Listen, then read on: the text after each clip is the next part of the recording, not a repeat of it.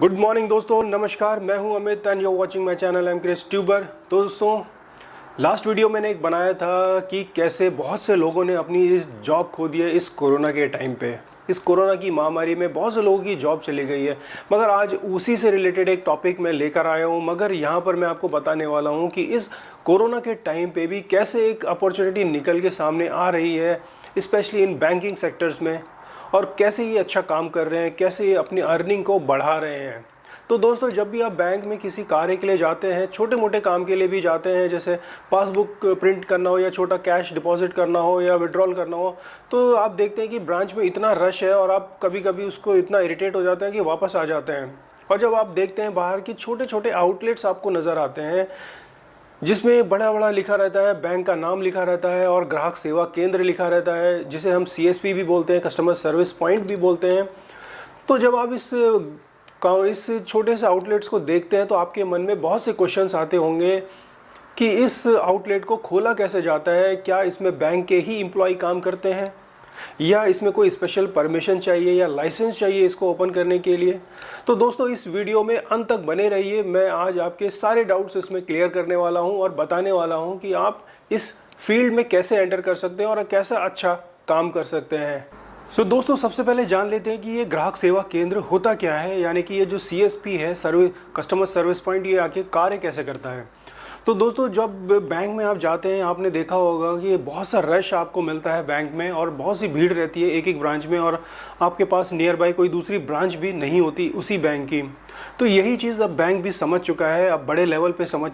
अगर हम बात करें स्टेट बैंक ऑफ इंडिया की, तो उसके पास अकेले लगभग 35 से 40 करोड़ कस्टमर का बेस है, जो कि एक बहुत ही डिफ़िकल्ट टास्क है उनको सर्विस प्रोवाइड करना, एक बेहतर सर्विस। तो इन्हीं सब चीज़ों को ध्यान में रखते हुए बैंक ने ये डिसाइड किया है कि अब वो ग्राहक सेवा केंद्र को प्रमोट करेगा। मतलब जहाँ पर वो ब्रांच ओपन नहीं कर सकते हैं या फिर जहाँ पे अच्छी आबादी है और जहाँ पे लोगों के पास ब्रांच लगभग दूर है, या कह सकते हैं कि वहाँ पे एक अपॉर्चुनिटी है। बैंक भी अब खुद चाह रही है कि लोग वहाँ पे जागरूक हो, यहाँ के युवा जो है सामने आए और इस कार्य में बैंक का साथ दें और उनके एक लिए एक अच्छा रोज़गार भी उपलब्ध करा सके। तो इन्हीं सब चीज़ों को ध्यान में रखते हुए बैंक ने अपनी कुछ सेवाएं ग्राहक सेवा केंद्र को दे रहे हैं। हो सकता है ये सेवाएं लिमिट हो, इनकी सीमाएं हो कुछ, मगर फ्यूचर में इन सीमाओं को बढ़ाया भी जा सकता है। तो यदि ध्यान रखिए दोस्तों, अगर ये सीमाएं बढ़ती हैं, यदि अगर कोई भी आपकी सर्विस नई ऐड होती है आपके ग्राहक सेवा केंद्र में, तो ये आपके लिए बेनिफिट है। आपका कस्टमर बेस भी बढ़ेगा, जिससे आपकी अर्निंग होगी और अच्छी अपॉर्चुनिटी निकलेगी। जल्दी से मैं आपको बता देता हूँ कि इस कोरोना के टाइम पे जब आपने देखा होगा कि बैंक के जो वर्किंग आवर है बहुत लिमिटेड हो चुके थे, यानी कि इसका मतलब है कि जब आप बैंक में जाते थे 2 या 3 घंटे ही ब्रांच खुल पाती थी, जिसकी वजह से लोग अपने डे टू डे कार्य नहीं कर पा रहे थे। और उस वक्त ग्राहक सेवा केंद्र ने बहुत बड़ा रोल प्ले किया, बहुत अच्छी एक बिजनेस अपॉर्चुनिटी का लाभ उठाया और अपनी सर्विस दी बैंक की तरफ से, स्टेट बैंक की। दोस्तों, इससे बैंक बहुत प्रभावित हुआ है और ये डिसाइड किया है बैंक ने कि अब इस क्षेत्र में वो और विस्तार करेगा। मतलब जो थोड़ी बहुत जो अभी सर्विस ग्राहक सेवा केंद्र के पास थी, हो सकता है नियर फ्यूचर में अब वो उसको बढ़ाने जा रहा हो, आपको और ज़्यादा सर्विस देना चाह रहा हो सकता है नियर फ्यूचर में अब ग्राहक सेवा केंद्र के पास बहुत सी नई सर्विसेज ऐड हो जाएं, जो कि आपको सिर्फ बैंक में उपलब्ध थी, अब वो आपको ग्राहक सेवा केंद्र में भी मिल सके। अभी जितने भी बड़े बड़े बैंक हैं, SBI है या कोई भी बड़े बैंक है, ये आपको डायरेक्ट एजेंसी नहीं देते हैं, डायरेक्ट आपको लाइसेंस ओपन करने का नहीं देते हैं। बैंक ने एक बड़े लेवल पे, कंट्री लेवल पे बिजनेस कॉरेस्पॉन्डेंट को अपॉइंट किया गया है, जिनके थ्रू आप अप्लाई कर सकते हैं, या कह सकते हैं कि आप उनके अंडर काम कर सकते हैं। तो सीधा मैं आपको बता दूं कि SBI या कोई भी बैंक डायरेक्ट आपको एजेंसी नहीं देगा, आपको इनके थ्रू ही अप्लाई करना पड़ेगा बिजनेस कॉरेस्पॉन्डेंट के अलावा। और ये बिजनेस कॉरेस्पॉन्डेंट होते क्या है? ये बिजनेस कॉरेस्पॉन्डेंट एक कंट्री वाइड काम करते हैं फाइनेंशियल इंक्लूजन के सेक्टर्स में। जैसे कि मैं आपको नाम बता देता हूँ, FIA एजेंसी है, FIA है एक कंपनी, या एक ऑक्सीजन है। ये जितने भी बड़े बड़ी कंपनी है, ये आप इनको तो दोस्तों, इसमें आवेदन करने की भी मैं बता दूं आपको 2 तरीके हैं। एक तो जैसे मैंने आपको बताया कि आप डायरेक्ट इनकी साइट में जा सकते हैं, एप्लीकेशन डाउनलोड कर सकते हैं और अप्लाई कर सकते हैं इनको।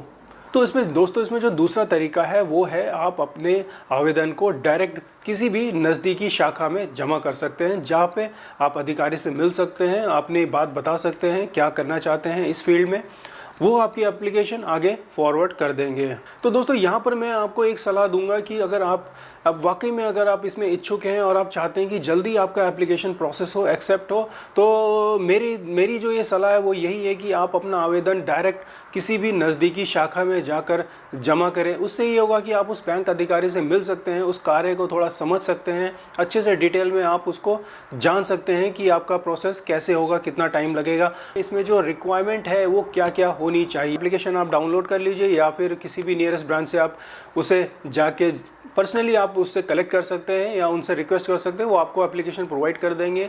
आपके रिसेंट इसमें पासपोर्ट साइज़ फ़ोटो लगेगी, आपका Aadhaar card, PAN card, driving licence जो भी आपके पास है वो लगेगा। इसमें इंपॉर्टेंट चीज़ क्या है, आपके पास जो मिनिमम रिक्वायरमेंट है यानी कि 200 स्क्वायर फीट कम से कम आपके पास होनी चाहिए, जहाँ पे आप 5 से 7 कस्टमर्स को एक साथ हैंडल कर सकते हैं।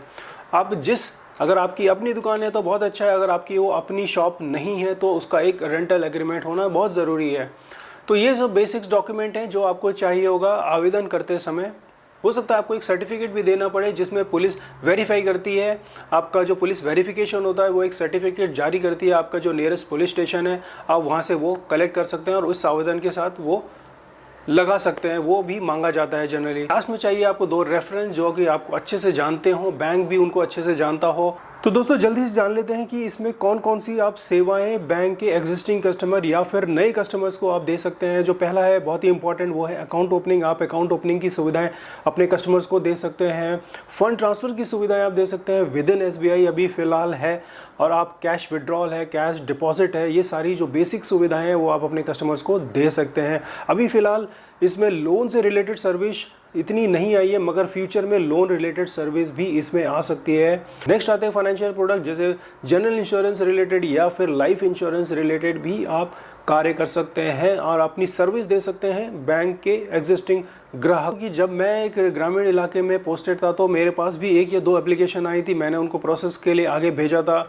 आज वो बहुत अच्छा कार्य कर रही हैं, बहुत अच्छे अपने इस फील्ड में अर्निंग कर रही हैं। मुझे खुशी है कि अगर वो कर सकते हैं तो डेफिनेटली आप भी कर सकते हैं और अर्निंग कर सकते हैं। दोस्तों अगर आप इसमें थोड़ा भी इंटरेस्टेड है तो डेफिनेटली इस सेक्टर को ट्राई कर सकते हैं। ये एक अच्छा मौका है बैंकिंग सेक्टर से जुड़ने का, किसी भी बड़े बैंक से जुड़ने का एक अच्छा मौका है आपके लिए। दोस्तों ये वीडियो अगर आपको थोड़ी सी भी पसंद आए, आपके लिए थोड़ी सी भी यूजफुल हो, तो प्लीज़ इसको लाइक कीजिए, शेयर कीजिए, सब्सक्राइब कीजिए। मैं मिलता हूँ आपको अपने नए वीडियो में, तब तक के लिए take care, all the best.